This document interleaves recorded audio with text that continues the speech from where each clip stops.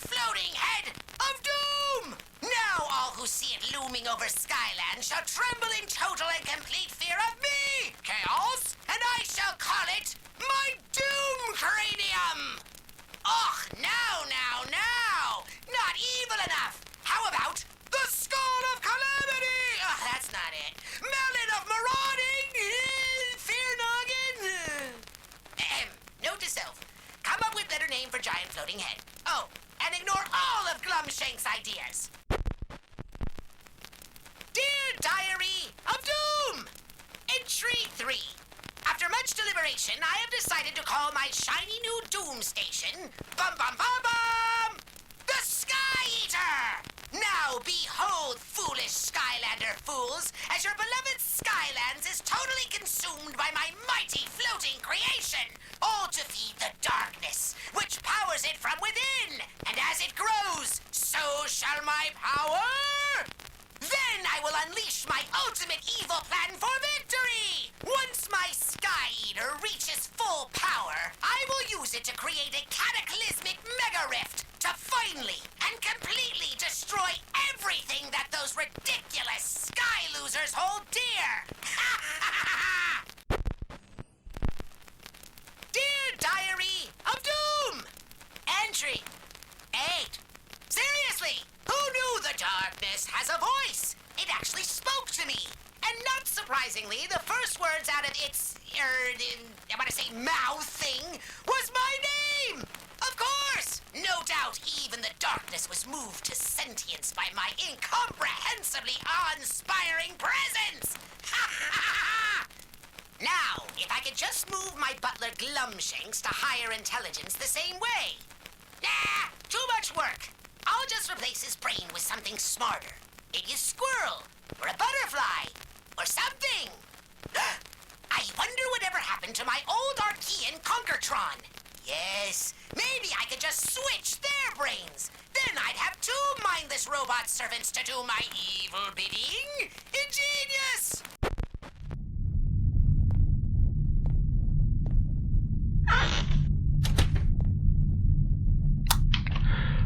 Observation 8, 4th of May 1987, Dr. Newton's log. Having studied the subjects for the last week, they don't appear to be active or conscious all of the time. They seemingly have periods of slumber, but they don't lay down. It's almost as if they lay dormant, but this goes against what we've learned or assumed so far. I expected them to behave like they would have previously. We've given them comforts. They would hopefully recognize them, but it seems that they either don't remember or are completely disinterested. Another observation to note is that any prolonged exposure to them seems to trigger hallucinations or manifestations. I'm not sure which, but they do seem very real.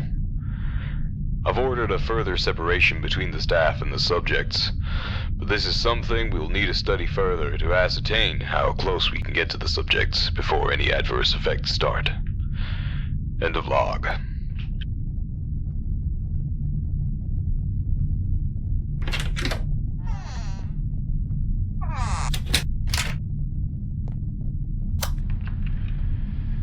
This is Dr. Waller. The date is the 5th of August, 1987. I can no longer wholeheartedly support Dr. Hessler in his pursuits. The experiments seem to be causing significant trauma to the subjects. They seem to have worsened in all aspects of what little they have of their psyche they returned with. Dr. Hessler seems hell-bent on controlling them, but I'm not sure he can anymore, or that he ever was in control to begin with. The subjects have become more aggressive, but somehow we see more of them. I don't know quite how to put it, but it's as if their presence is causing hallucinations. But the staff all seem to have the same hallucination at the same time. And as much as I can call them hallucinations, they are in fact very real. Bell was definitely attacked, and we all saw it. He even has the marks to prove it, but as quick as it happened, his attacker disappeared again. As far as I'm concerned, Dr. Hessler, would be better off sealing that artifact and burying it deeper than this facility, where no human hands can reach it. There are enough security triggers to keep it safe for years after this facility has served its time. But unless we get rid of it properly, that artifact will continue to cause issues here. I only hope that he sees sense before these manifestations become more dangerous.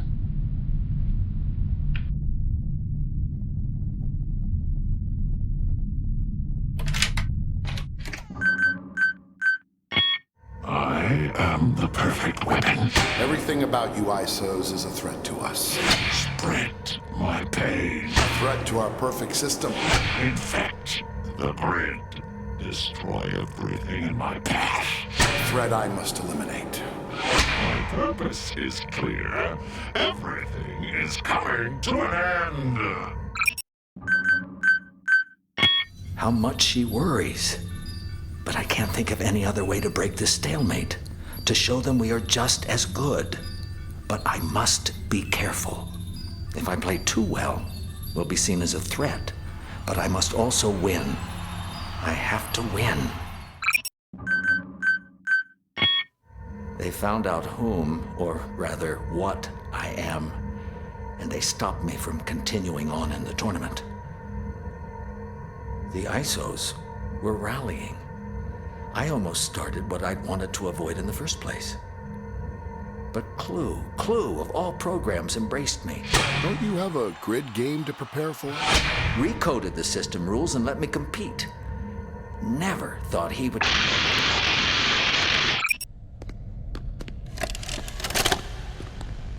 Hi, my name is Leif Pierre, and I'm the head of innovation here at the Playtime Co. Toy Factory. If you're seeing this, then you're trespassing. Yeah, we play this little tape on loop whenever we close the factory for the day. So, trespasser, just to make you aware, while we pride ourselves primarily on our high-quality toys and excellent childcare, we also pride ourselves on our security. For example, this facility is full of hidden motion triggers, which, once set off, will turn on the factory's emergency alarms and directly contact the authorities. And that's one of the more tame aspects of our security system. No spoilers. So, you've got my warning. It's not too late to turn around. I just hope that you're certain whatever you're doing is worth it.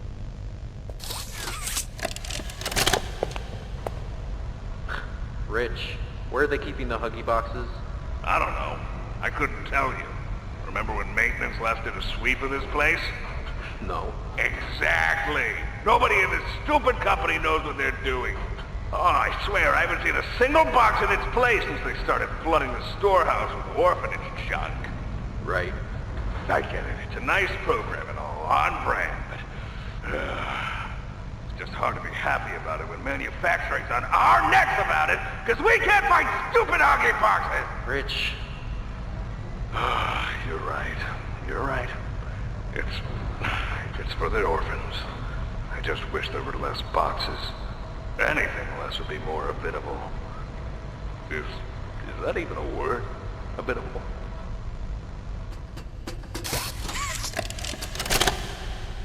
Final log. In relation. Experiment 1006. The prototype.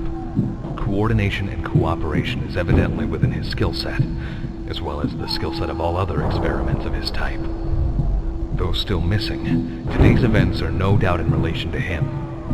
His absence was a flaw in the scientific process, which should have under no circumstances been left unaccounted for.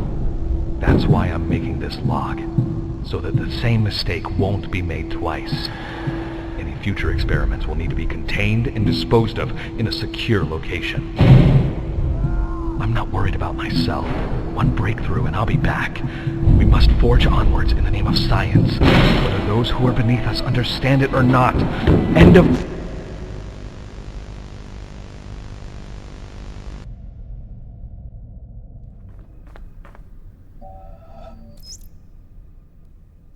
Ever in my life have I sought thee with my songs. It was they who led me from door to door, and with them I have felt about me, searching and touching my world. It was my songs that taught me all the lessons I ever learned. They showed me secret paths. They brought before my sight many a star on the horizon of my heart. They guided me all the day long to the mysteries of the country of pleasure and pain. And at last, to what palace gate have they brought me in the evening at the end of my journey?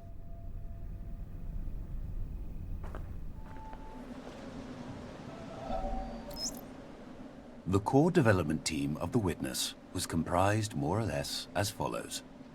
Design and generally steering the ship, Jonathan Blow. Programming, Ignacio Castaño, Salvador Belmurciano, Andrew Smith. Modeling and texturing, Luis Antonio, Orshi Spaniel, Eric A. Anderson.